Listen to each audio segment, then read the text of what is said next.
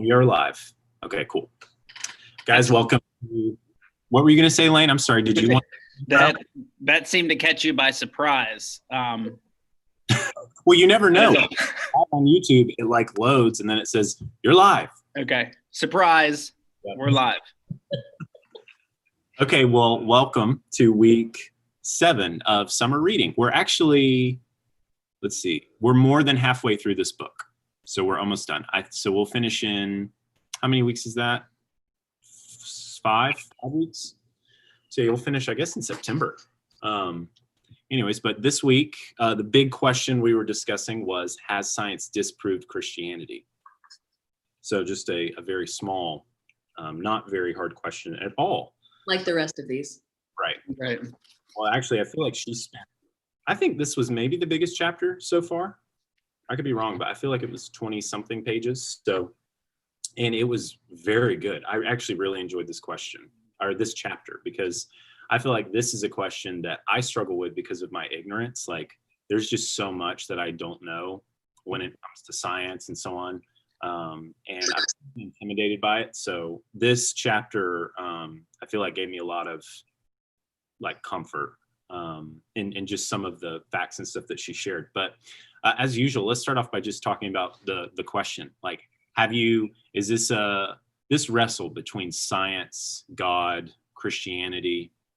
You know, have you had any history of conversations with people about this question?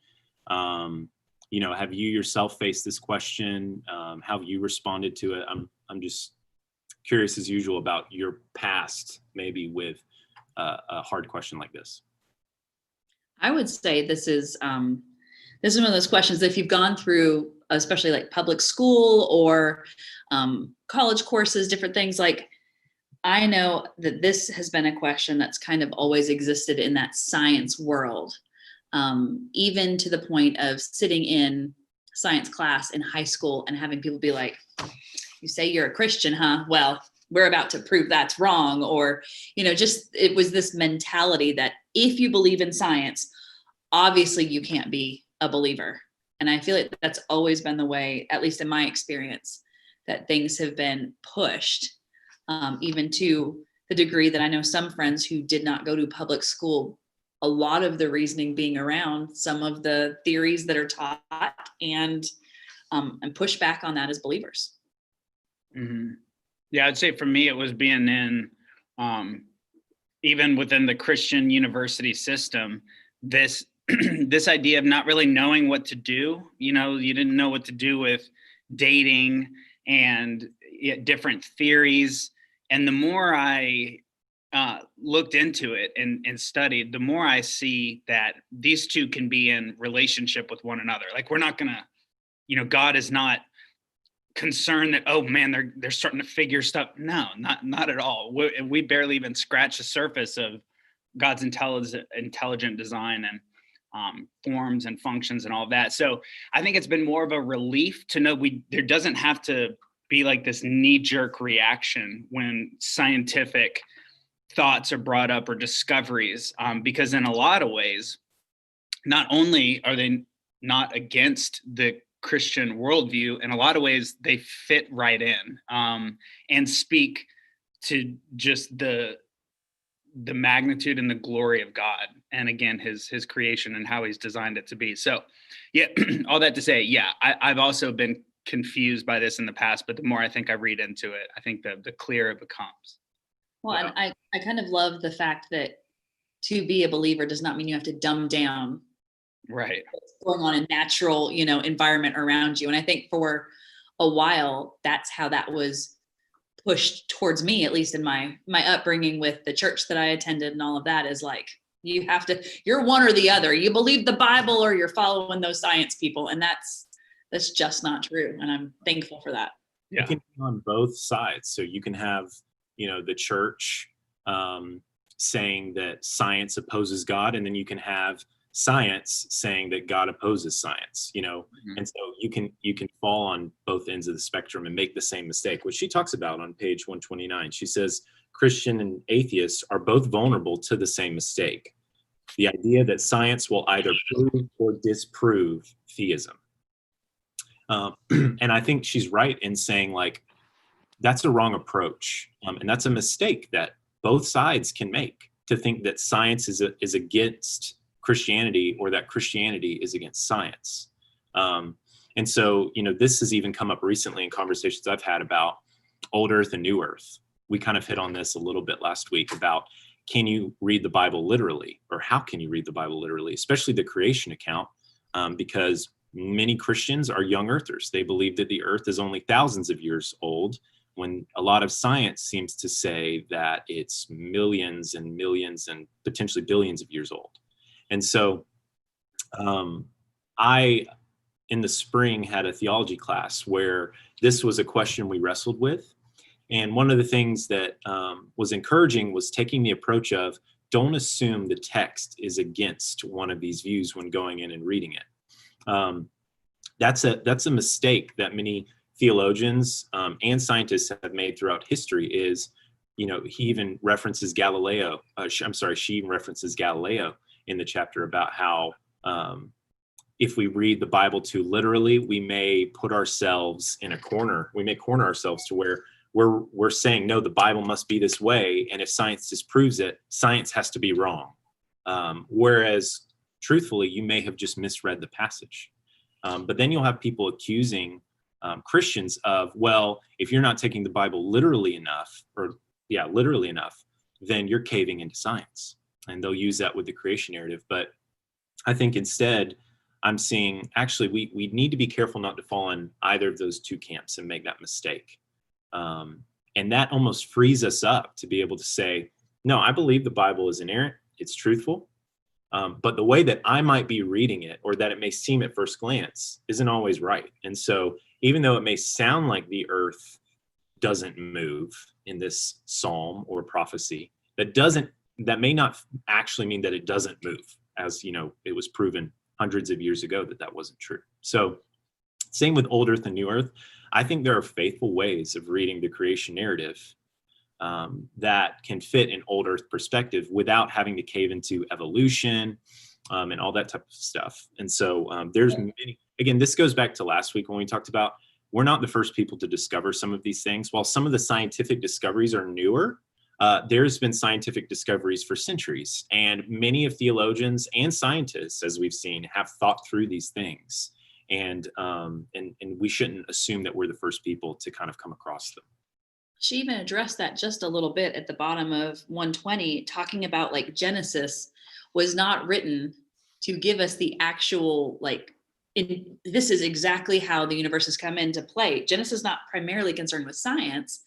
Genesis is introducing who God is and just all of the aspect there. And so it's not, when we read something and go, well, that should read like a textbook.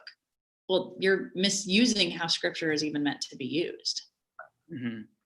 Yeah, and I think in a lot of ways, especially here in the West and in a lot of modern cultures, like we read for data, we read empirically, we want to see research, we want to see peer reviewed.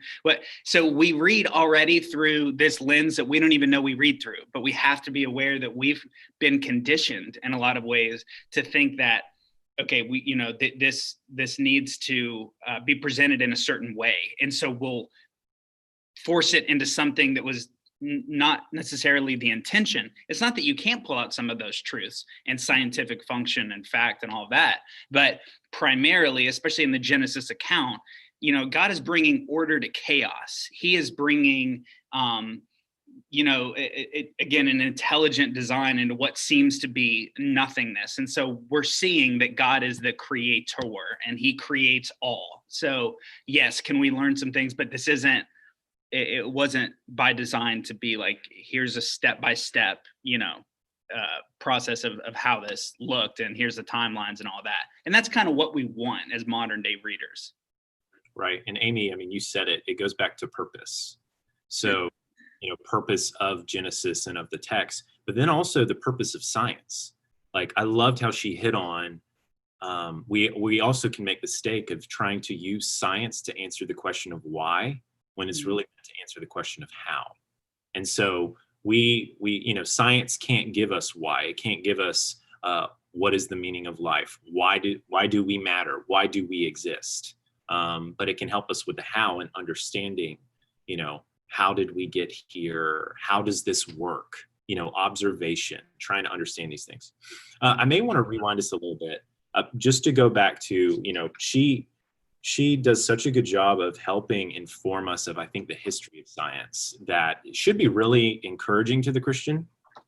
She talks about the birth of science, and one of the things that I didn't really know going into this book was how many of the fathers of science were Christians, and even are today. Like, how many well-known scientists, or maybe they're not too well-known, but they're professors in prestigious universities and so on, were scientists. We're Christians. I'm sorry, are scientists and are Christians, and I just think that should be such an encouragement to us to know that, even the scientific method that we use today it came about by Christians. And so that should be something that shouldn't lead us to be skeptical about science or scared of it or fearful of it, to know that actually people who are in our camp, who are in the family of God, were the ones who were saying, hey, we have an intelligent designer and he wants us to understand these things. So he made us as rational creatures, and his creation is rational. And so here's a process for trying to understand and test these hypotheses and so on. And so any thoughts about that, and just what she shares about the history of science, and maybe something you learned or that encouraged you? I mean, I think it's neat to see not only, these forefathers of scientific thought, but also even the creation of the educational system as we know it was for the essentially the equipping of the saints, right? To train priests to lead people. So I just think we're too ready to buy into, a narrative that is popular within our culture of that these things are in opposition to one another, that as soon as you are educated, you understand that the myth of Christianity has no place, when that's absolutely ridiculous. Because if you continue to unpack and flesh out what a worldview is solely seen through a scientific lens, it's nihilism. You have no purpose.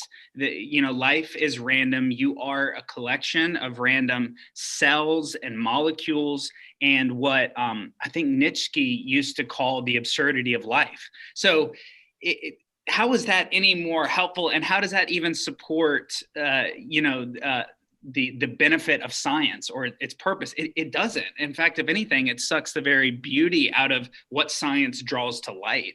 Well, and you're hitting exactly on what Halverson argued, which is that theism provides a better foundation for science. Right. Which I thought was shocking to read about how atheism, we know it can't provide the grounds for our ethical beliefs, as we've read about morality. But not only that, it can't really justify our science, because if we see that there's a blueprint in creation, that there is signs of intelligent design here, that speaks to a creator, that speaks to a designer. And so actually theism provides a better grounds for doing science than atheism does, which I just found so shocking. Because, and maybe that was the biggest thing that was so revealing to me, was that this whole new atheism, Bill Nye the Science Guy, Neil deGrasse Tyson, Richard Dawkins, Christopher Hitchens. This is a very new way of doing science within the past century or so, in which our understanding of the meaning of life and our secularism and our atheism go hand in hand with our science, and that they can't be inseparable. And that, Richard Dawkins' famous book, The God Delusion, that science is actually against Christianity, and they're making claims as to why God can't fit into this equation. That's actually a very recent way of doing science. And so I just find it so alarming that the media, that what we learn in schools is primarily promoting this narrative that science and religion and theism and God cannot coexist, but are actually at odds with one another, because you watch Bill Nye the Science Guy as a kid and he's telling you that, when the truth is, actually, if you look at the people they're referencing, if you look at the history of science, you see that is completely not true. That the science has a rich history of Christians, that it was founded by Christians, that a lot of it came from Christianity. And so that I think to me just gave me a lot of confidence in knowing, okay, so then we should not come in thinking that these things are at odds, especially when the people that you're citing were Christians, you know? Mm-hmm. But I think, again, this just points to the idea that we have to study for ourselves. Right. We have to learn for ourselves. We can't just take the talking head or the 2-second clip that was passed around Facebook and create all of our mindsets around our world and what's going on. I went to a talk a long time ago, and the person on the stage drew out all these dials, and it was like 20 to 30 dials. And they were talking about the amount of this in our air, the amount of that in our air, like all these different pieces of what makes up even just our living environment, and how if anything was off by 1 degree, we could not live. Yep. And just when you start to study the beauty of creation and how things work, when you have a baby and realize the miracle that that is, that she is not, as she said, just a bag of cells, and she's not just dust, but that there's this incredible person there with a soul, it's just a completely different thing when you start to learn and grow for yourself instead of taking everybody else's word for it. I think, so often we hear of people who are in science who have always believed one thing. And she even references the doctor, I don't remember what page it's on, where a patient said, well, doctor, what do you believe? And he said, I don't know. And he studied. And I mean, you think a doctor, right? Like, he knows his science stuff. Surely he would prove himself atheist. But instead, he found the God of creation, that he's working with the creation every day. Right. I think it all comes down to, we have to learn for ourselves, and not just take someone's word for it. Because so often people are fallible in every way. Absolutely. Francis Collins, by the way, was the guy you're referencing. Who is one of many different, even leading Christian scientists. And it was clear to say that they didn't come up as believers, rather through their study and submersion in the scientific world actually came to a saving faith. That's interesting, right? Could it be that things start to align and make sense the more you dig and learn, And so it goes to show we don't have to be scared of this stuff.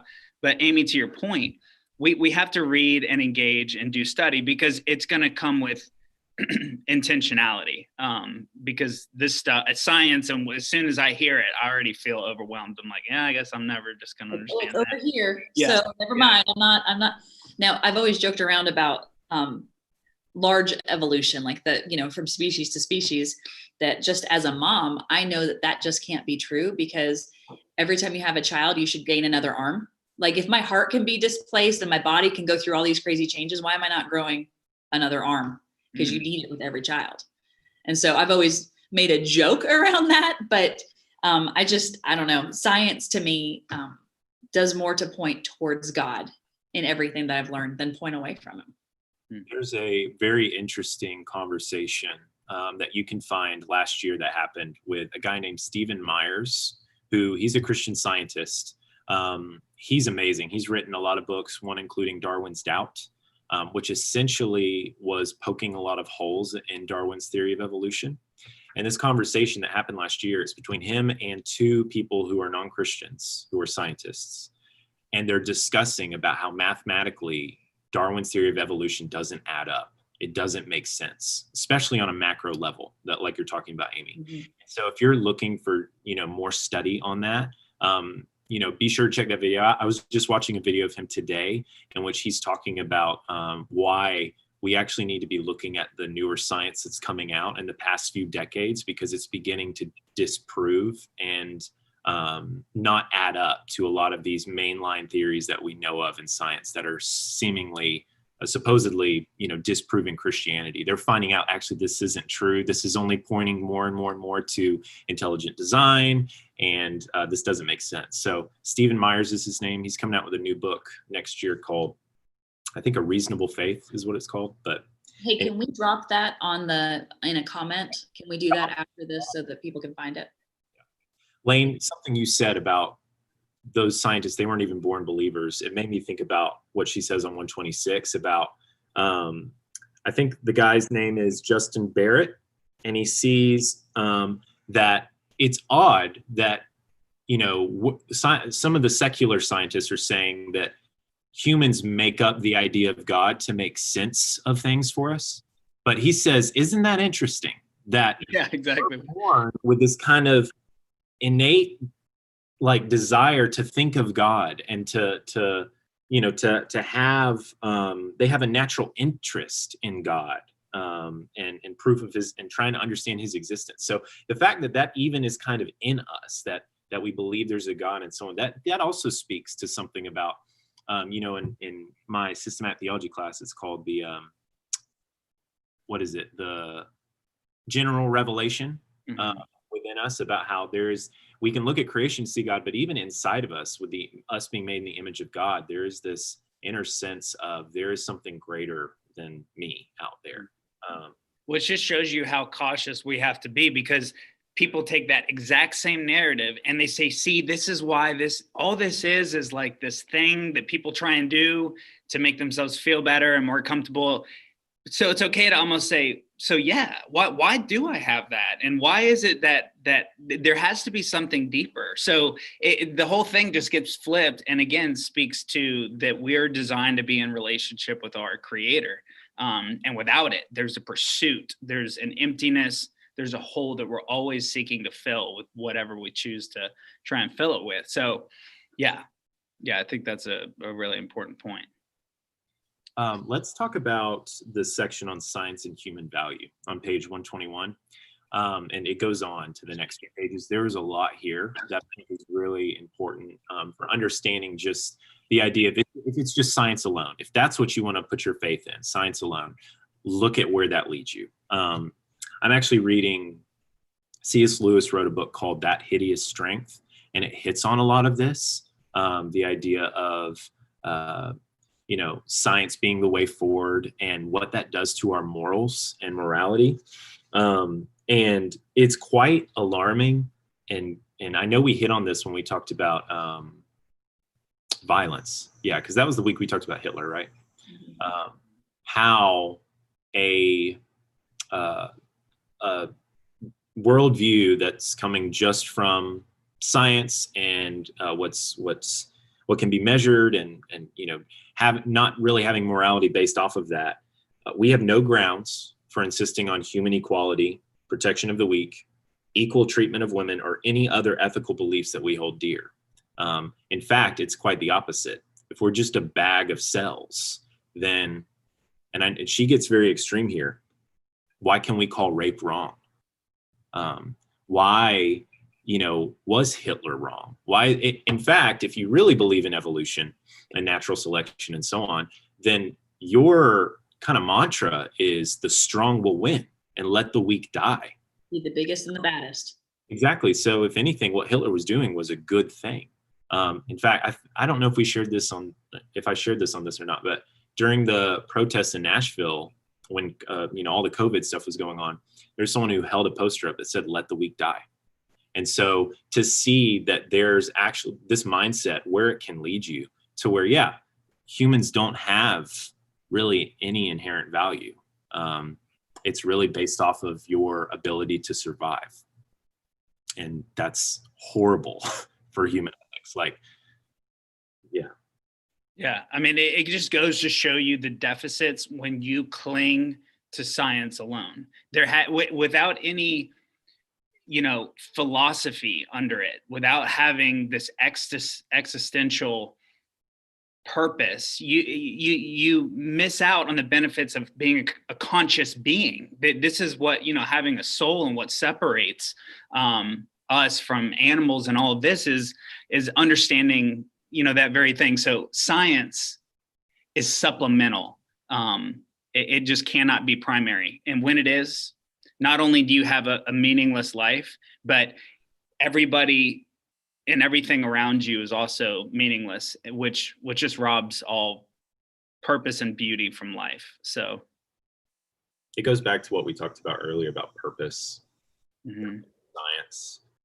Again, how it's not going to give us the answers for why. It's not, and honestly, some of the new atheists will tell you that, like, my science is not meant to tell me the meaning of life.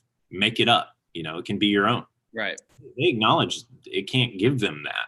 And so ultimately they're left with just whatever they want. Well, and again, even that points to that, like the live your truth. It echoes back to some of our first discussions of where we have to have that line, Right. Yep. Absolutely. Shocking that she says, if we rewind back to the first half of the 20th century, we see evolution being used to justify both racism and eugenics, which again, I know we were just talking about that, but that's just, it's surprising. Like when I think about that in school and how we're taught these things, and I'm just like, do you see the contradiction here? How, Christianity helps give us the basis of, again, helping us do science in a way that is healthy and good for us. Yeah. Something I was going to add just previously, Hunter, you had mentioned that scientists in that discussion. Science, if you do choose for anybody who's watching to look into science, it's obviously a broad category and there are studies in many different areas. So know that there is a certain type of study within the Christian faith, apologetic study, essentially. So it's to essentially prove our faith through reason, if you will. It's kind of a high level definition, but a lot of times people will focus on the social implications of that, anthropomorphic. And so when you have questions about, well, what about cavemen? What about fossils? Cool, dig, go. There are great, sound Christian leaders that can help you make a lot of sense of this. So know that there are other people, and obviously their work, you're not going to read it on the front page of the New York Times. This is not the stuff that's going to be right in front of us like a lot of secular scientists would, but know that it exists and it's very helpful. It's helped me in answering, different questions that I've wrestled with in the past. Also, if you look on the back of the book, a guy named John Lennox, he's at the top there. He endorses it. He works with RZIM, Ravi Zacharias International Ministries. And he's also got some really great videos and books as well. He's debated Richard Dawkins twice. And those are now I'm not a huge guy of watching hour-long debates, but they are very interesting because Richard Dawkins is actually very respectable of John Lennox, and John Lennox is very respectable towards Richard Dawkins. So it's awesome to see them interact, but also the way that he challenges Richard Dawkins is really interesting. So those are great to check out as well too. Maybe a way to end for us is just talking about why as Christians should we care about science?